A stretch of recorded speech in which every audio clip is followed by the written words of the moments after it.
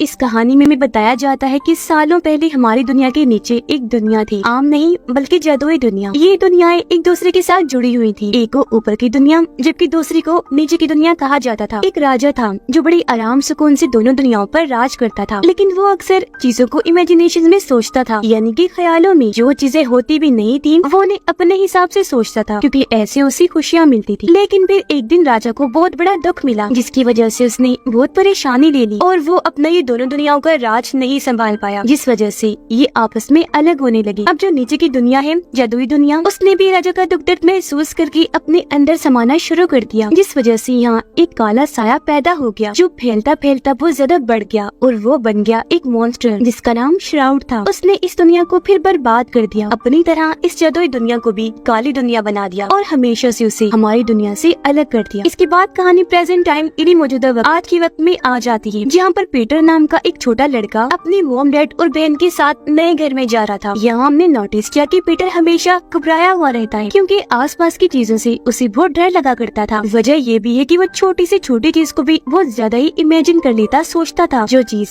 उसकी परेशानी की वजह बनती। पहली बात पीटर की बहन की, वो अपने भाई से बिल्कुल अलग थी, हर वक्त खुश रहने वाली और कभी भी बुरा नहीं, हमेशा अच्छा सोचने वाली, इमेजिनेशंस में तो बिल्कुल ना रहने वाली, बल्कि हर चीज को पॉजिटिव लेने वाली। अब ये लोग यहाँ सामान शिफ्ट करके रहना शुरू कर देते हैं। अगले दिन पीटर की बहन खेलते खेलते एक जनरल स्टोर में चली गई, तब उसके पीछे पीछे वो भी चला जाता है। इस स्टोर में बहुत ही अलग अजीब तरह की पुरानी चीजें पड़ी हुई थी, जो कीमती भी लग रही थी। पर इन सब में पीटर को एक पजल क्यूब बहुत पसंद आ जाता है, यानी एक ऐसा क्यूब जिस पर पहेली को सुलझाना था। अब वो जादुई क्यूब था। ये चीज पीटर को पता नहीं चल पाती और वो उसे खरीद कर घर ले आया। रात को पीटर जब सोने जा रहा था तो उसकी मोम उसे एक कंपास तोहफे के तौर पर देती है, जो दरअसल रास्तों के बारे में बताने के लिए होता है। उसकी मोम ने बताया कि ये तुम्हारे दादाजी का था, उन्होंने कहा था कि ये पीटर को गिफ्ट कर देना जब वो थोड़ा बड़ा हो जाए। तो अब वो इस कंपास को लेकर अपने कमरे में आ जाता है और उस क्यूब की पजल यानी पहेली को सुलझाने लगता है। इतनी ही देर में यहाँ उसकी बहन आ गई, जो पीटर से वो पजल क्यूब मांगती है कि तुम भी मुझे दे दो और बदले में मुझसे कुछ सिक्के ले लो। वो सिक्का निकाल कर पीटर को देने ही लगी थी कि तभी एक सिक्का फर्श के छेद से नीचे जाके गिरता है, क्योंकि वो फर्श लकड़ी का था। अब जैसे ही पीटर उस सिक्के को उठाने जाता है, उस छेद में वो किसी जानवर की बड़ी सी आँख को देखता है, जिससे वो काफी घबरा गया। वो झट से पीछे हट जाता है। इससे पहले कुछ समझ पाता उसका कमरा टूटना शुरू हो गया, दीवारों पर दरारें आने लगी और फर्श भी टूटना शुरू हो जाता है और अगले ही पल कमरे का सारा सामान भी हवा में उड़ना शुरू हो गया, यहाँ तक कि बेड भी जिस पर उसकी बहन बैठी हुई थी। और फिर तभी इनका सामान और बेड नीचे की तरफ गिरना शुरू हो जाते हैं। तब तक कूदकर पीटर भी बेड पर आ गया था। असल में पीटर की पजल को सुलझाने की वजह से एक रास्ता खुल गया था, जिसके जरिए ये लोग यहाँ इतने नीचे आ गए थे, जो असल में सालों पहले वाली वही नीचे वाली दुनिया थी। जैसे बेड आगे गिरा तभी यहाँ पर बहुत सारे अजीब तरह के क्रिएचर्स आ जाते हैं और बेड को घसीट कर इन्हें यहाँ से ले जाने लगे। दरअसल वो इन दोनों की जान बचाने के लिए सब कह रही थी, क्योंकि यहाँ का जो मॉन्स्टर था श्राउड, उसे इनके यहाँ आने का पता चल गया था, जो अब कभी भी इन्हें मारने के लिए यहाँ आ सकता था। अब ये सारे क्रिएचर्स इन्हें जैसे तैसे दूसरी जगह पर ले आए, फिर पुल से गुजरकर उस पार आ जाते हैं। ऐसा करने के बाद वो इस पुल को ही तोड़ देते हैं, ताकि मॉन्स्टर इनके पीछे यहाँ न आ जाए। और अब ये सारे क्रिएचर्स इन दोनों को एक केव इन्हीं कार में ले आए। बच्चे आसपास बड़ी गौर से देख रहे थे और इन्हें काफी हैरत भी हुई कि ये हमारे साथ क्या हो रहा है। कि तभी यहाँ क्रिएचर्स का हेड आया, जो इन दोनों को यहाँ देखकर काफी गुस्सा जाता है, क्योंकि ये इंसान है जिनका यहाँ होना किसी खतरे से खाली नहीं है। ये सुनकर एक बड़ा क्रिएचर सामने आया, कहता है कि आप गुस्सा मत करें, और सबको बताता है कि पीटर और उसकी बहन का यहाँ आना कोई इत्तेफाक नहीं, बल्कि सालों पहले ये प्रेडिक्शन पेशेंट को की गई थी कि ये दोनों बच्चे यहाँ आएंगे और पीटर जो यहाँ का राजा होगा, वो इस दुनिया को और हम सबको श्राउड से बचाएगा और इस दुनिया को पहले जैसा ठीक कर देगा, क्योंकि सालों पहले जो यहाँ के राजा थे, पीटर उन्हीं का खून है। ये बताकर वो बड़ा क्रिएचर दोनों को केव के और अंदर ले आया और दीवार पर लिखी वो प्रेडिक्शन दिखाता है, जहाँ पीटर और उसकी बहन की एक ड्राइंग बनी हुई थी। इनके अलावा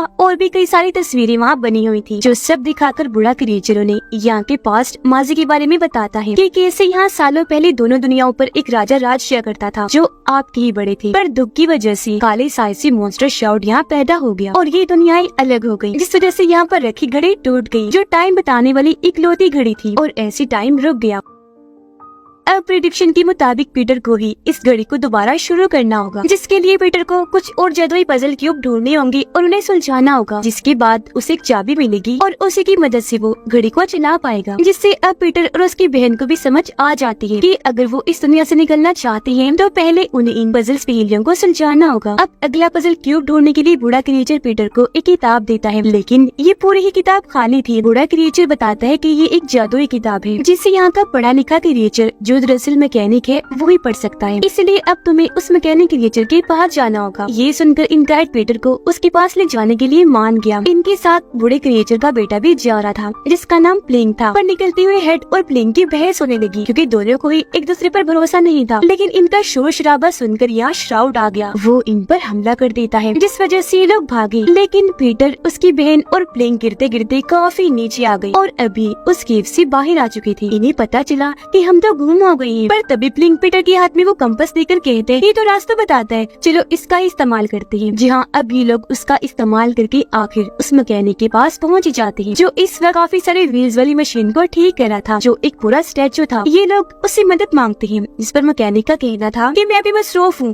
तुम जाओ फिर कभी आ जाना। जिस पर प्लिंग कहता है कि मेरे डैड ने मुझे भेजा है। अब ये सुनकर मैकेनिक उनकी मदद करने को राजी हो गया, फौरन निकलकर बाहर आ जाता है। वो पीटर से पजल लेकर जैसी उस किताब पर रखता है कि तभी किताब पर लाइंस लिखी आ जाती हैं, कुछ तस्वीरें और नक्शे बन जाते हैं। ये भी लिखा गया था कि अगला पजल क्यूब कहाँ है और उसी वक्त रास्ता भी बना हुआ था। मैकेनिक क्रिएचर बताता है कि जब तुम एक पजल को सुलझा लिया करोगे ना तो अगला पजल कहाँ है वो तुम्हें इस किताब के जरिए पता चल जाएगा, पूरा रास्ता भी लिखा होगा। ये सब बताकर वो पीटर को एक छोटी सी डिवाइस देता है जो एक बल्ब डिवाइस थी और कहता है पीटर ये तुम्हें अपने दिमाग से, अपने इमेजिनेशन से चलानी होगी, लेकिन इससे पहले तुम्हारे अंदर जो डर है उसे तुम्हें बाहर निकालना होगा, बिल्कुल खत्म करना होगा और ध्यान लगाकर इस किताब को पढ़ना होगा, जब भी तुम सब कुछ समझ पाओगे। अब उसके कहने पर पीटर आंखें बंद करके अपना डर निकालकर ध्यान लगाता है। वो किताब पढ़ने लगा जिसके साथ ही वहाँ एक पहेली आ जाती है। अब पीटर की तो आंखें बंद थी, लेकिन इमेजिनेशन में वो पहेली जैसे पढ़ता है लिंक उसे सुलझा देता है, जिससे उन्हें पता चला कि अगला पजल पाने के लिए इन्हें एक खंडर वाली इमारत की जमीन पर जाके खड़ा होना है जहाँ के आसमान पर बहुत ही बड़ी आँख बनी हुई है। तो अब ये प्लिंग की मदद से उस खंडर में आ पहुंची और वहाँ उसकी जमीन पर खड़े हो जाते हैं जहाँ एक काफी बड़ी घड़ी की तस्वीर बनी हुई थी। अब घड़ी के हिसाब से यहाँ 12 नंबर थी, लेकिन इन्हें ढूंढना था अगला नंबर क्योंकि जाहिर है वो घड़ी में नहीं होता। इनके 13 ये आसपास ढूंढती तो है लेकिन इन्हें वो नंबर कहीं नहीं मिलता। लेकिन पीटर फिर भी खंडर में वो नंबर ढूंढता रहता है जहाँ आखिरकार उसे एक काफी बड़ी तस्वीर में 13 नंबर मिल जाता है जिसके नीचे बहुत सारे चूहों की तस्वीरें बनी हुई थी और वहाँ एक छोटा सा बटन भी बना हुआ था। उसे जैसे पीटर दबाता है ये दीवार खुलने लगी जो असल में खुफिया लॉकर तिजोरी थी जिसके अंदर पीटर को अगला क्यूब पजल मिल जाता है, जिसे लेकर वो बहुत खुश हो गया। पर क्यूब निकलने की वजह से यहाँ एक काफी बड़ा ड्रैगन आ जाता है जिसे देखकर पीटर काफी डर गया, जल्दी से एक पिलर के पीछे आकर छुप जाता है। लेकिन तभी उसे मैकेनिक क्रिएचर की कही बात याद आती है कि तुम एक राजा हो और एक राजा को बहादुर होना चाहिए। उसे अपने डर पर काबू पाकर अपनी ताकतों को पहचान कर उसका इस्तेमाल करना चाहिए। ये सोचकर पीटर अब बड़ी हिम्मत करके ड्रैगन के सामने आया और उसे कहता है कि देखो मेरे पास यहाँ का पजल क्यूब है और मैं यहाँ का राजा हूँ। जो सुनकर ड्रैगन पीटर के सामने झुक जाता है, उसने सर भी झुका लिया, साथ ही वो माफी भी मांगता है कि प्लीज माफ कर दीजिएगा, मुझे पता नहीं था। साथ ही ड्रैगन ये भी बताता है कि मैं कोई भी शक्ल, कोई भी रूप ले सकता हूँ। जो सुनकर पीटर कहते हैं तो फिर ठीक है, हमें अगली पजल क्यूब वाली जगह पर ले जाओ, जो जगह असल में रेगिस्तान में बना मंदिर है। तो अब ड्रैगन अपना जिस्म थोड़ा सा बदलकर लोहे का बना लेता है जो उसका ऊपर बना हिस्सा था, क्योंकि उसने इन तीनों के लिए ये बैठने की जगह बना दी थी। और अब वो इन तीनों, इन्हीं पीटर, उसकी बहन और प्लिंग को लेकर उस मंदिर के पास आ जाता है जहाँ पर यहाँ के क्रिएचर्स की बहुत सारी मूर्तियाँ थी जो सभी सोल्जर्स क्रिएचर्स थी और सब पत्थर की बनी हुई थी। हालांकि पहले सब जिंदा और सही सलामत हुआ करते थे और पत्थर वो श्राउड की हमले की वजह से बने थे।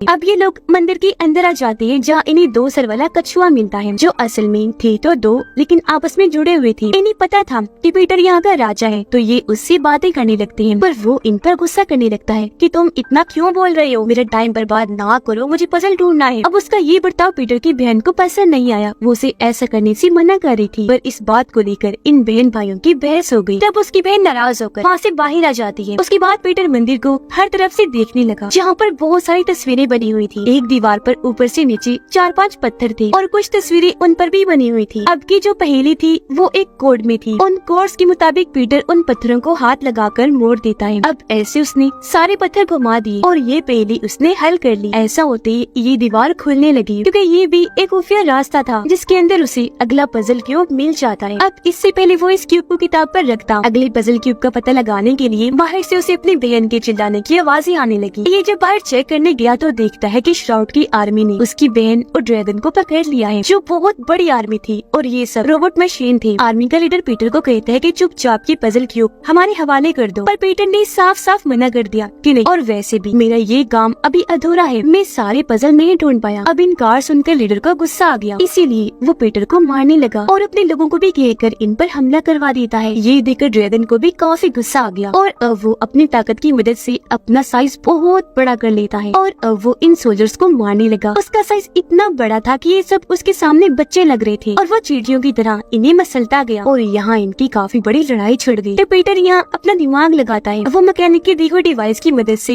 एक ही झटके में इस पूरी आर्मी को खत्म कर देता है। पर इस लड़ाई के दौरान एक सोल्जर ने पीटर की बहन पर हमला कर दिया था और क्योंकि वो श्राउड का सोल्जर था, इसीलिए अब धीरे धीरे उसकी बहन भी पत्थर में बदलने लगती है और अब उसकी बहन को ठीक करने का बस एक ही रास्ता था और वो था श्राउड को हराना, जिसके लिए इन लोगों को यहाँ उस घड़ी को फिर से चलाना होगा जो सालों पहले बंद हो गई थी। और क्योंकि अब टाइम इनके पास कम था तो अगले पजल क्यूब को ढूंढने के लिए वो निकल जाते हैं, जो इनका आखिरी पजल क्यूब होगा और उसकी लोकेशन एक पहाड़ के ऊपर थी, यानी वो वहाँ मिलेगा। ये लोग जब वहाँ पहुँचे तो कछुआ कहता है कि मुझे लगता है मैं यहाँ पहले भी आ चुका हूँ, पर याद नहीं कि कब। जिस बीच उसकी बहन की तबीयत खराब होने लगी क्योंकि वो अब और पत्थर की बन गई। ये देखकर पीटर को उसकी फिक्र होने लगी। वो कछुए और ड्रैगन को अपनी बहन के पास ही छोड़ता है और प्लेन के साथ आखिरी क्यूब पजल ढूंढने के लिए निकल जाता है। अंदर आकर वो पहेली को सुलझा तो लेता है, लेकिन जब वो पजल वाली जगह पर जाता है तो ये देखकर काफी हैरान रह गया कि वो तो वहाँ पर है ही नहीं, क्योंकि पहले ही कोई पजल क्यूब वहाँ से निकाल कर ले गया था। ये देखकर पीटर को काफी बुरा लगा। वो मायूस होकर बाहर आ जाता है, जहाँ अब उसकी बहन पूरी तरह पत्थर में बदल गई थी, जो देखकर उसे बहुत दुख हुआ। उसे गुस्सा भी आ रहा था, इसलिए वो बूढ़े क्रिएचर की दी हुई वो जादुई किताब नीचे फेंक देता है, क्योंकि अब इसका इन सबसे यकीन उठ गया था। उसे लगता है कि मैं कुछ भी ठीक नहीं कर पाऊंगा। और अब तभी कछुए को याद आता है कि मैं यहाँ कब आया था। वो कहता है, पीटर मैं जब यहाँ आया था तो आखिरी क्यूब मैंने ही वहाँ से निकाल लिया था ताकि श्राउड वो ना ले ले, वो मेरे पास है। जो कहकर वो आखिरी क्यूब पीटर को दे देता है, जो लेकर पीटर खुश तो बहुत हुआ क्योंकि अब सारे पजल क्यूब आ गए थे, लेकिन इस बात से उदास हो जाता है कि अब हमारे पास किताब नहीं है, क्योंकि वो तो उसने नीचे फेंक दी थी। वो रोने लगता है कि शिट ने कितनी बड़ी बेवकूफी कर दी। लेकिन तभी ड्रैगन जो उड़ सकता था वो उसे शांत करके नीचे चला जाता है किताब को ढूंढने के लिए, जो बहुत जल्द उसे मिल भी गई, जिसे लेकर वो वापिस आ जाता है। उसे लेकर पीटर किताब पर रखता है, जिसे इन्हें पता चला कि घड़ी को चलाने के लिए जो चाबी इन्हें चाहिए होगी वो हासिल करने के लिए इन्हें एक टावर में जाना पड़ेगा, जो क्लॉक टावर है। तो अब पीटर ना चाहते हुए भी अपनी बहन की मूर्ति को वहीं छोड़कर ड्रैगन के साथ क्लॉक टावर के लिए निकल जाता है।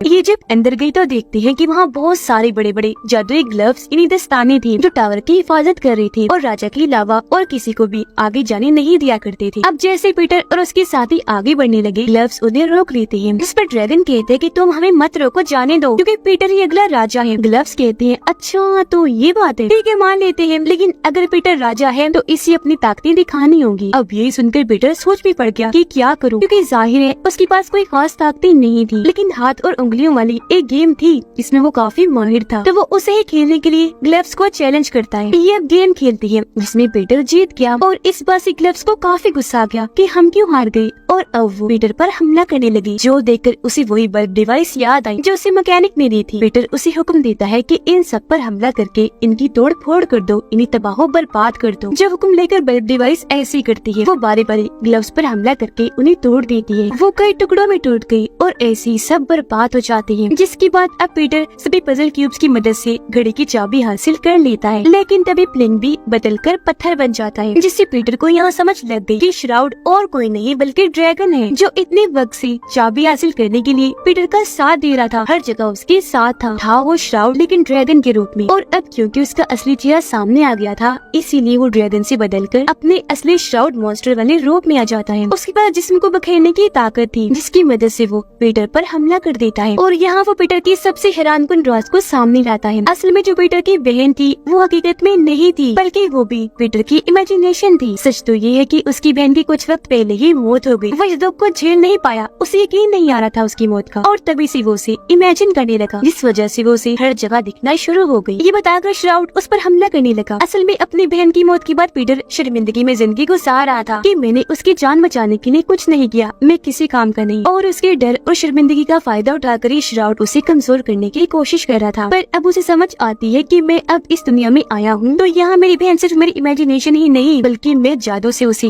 दोबारा जिंदा कर सकता हूँ, जो जिंदा होने के बाद ये इस दुनिया में ही रहे। तो अब वो बहुत खुश था इस बात से कि मुझे अपनी बहन को दोबारा जिंदा करने का एक और मौका मिला है। तो अब वो अपनी बहन और बाकियों को बचाने के लिए अपने सारे डर को मिटा देता है। इसीलिए वो अपने बल्ब डिवाइस को भी हुक्म देता है और श्राउड पर हमला करवा देता है। और क्योंकि उसका जिस्म उलझा बिखरा हुआ था तो अब वो टूटकर बिखरने लगा, वो पूरा बर्बाद हो जाता है। और इस तरह यहाँ श्राउड का खात्मा हो गया, जिससे आज आखिरकार इस दुनिया का अंधेरा कालापन खत्म हो गया था। तो अब पीटर उस क्लॉक को चालू करके दोबारा शुरू कर देता है। घड़ी जैसे चली ये जादुई दुनिया दोबारा पहले जैसी ठीक हो गई। यहाँ पर से रोशनी छाने लगी, चीजें चलना शुरू हो गई और पीटर की बहन और बाकी क्रिएचर्स जो पत्थर के बने हुए थे वो भी दोबारा से ठीक हो जाते हैं और अब उसकी बहन इसी दुनिया की बन जाती है। उसे देखकर पीटर बहुत खुश हो गया। अब क्योंकि ये सब ठीक करने में पीटर का हाथ था, इसीलिए उसे इज्जत के तौर पर ताज पहना दिया जाता है। पर वो ताज उतार कर अपनी बहन को ही पहना देता है, ये कहकर कि तुम इस दुनिया की हो तो इस पर तुम्हारा हक है। और अब वो सबको अलविदा कहकर वापस अपनी दुनिया में आ गया, जहाँ उसका कमरा जो टूट गया था वो भी अब बिल्कुल ठीक हो जाता है। नींद से उठने के बाद वो ये सब कुछ अपने डैड को बताता है, यानी कि शुरू से अब तक जो हमने देखा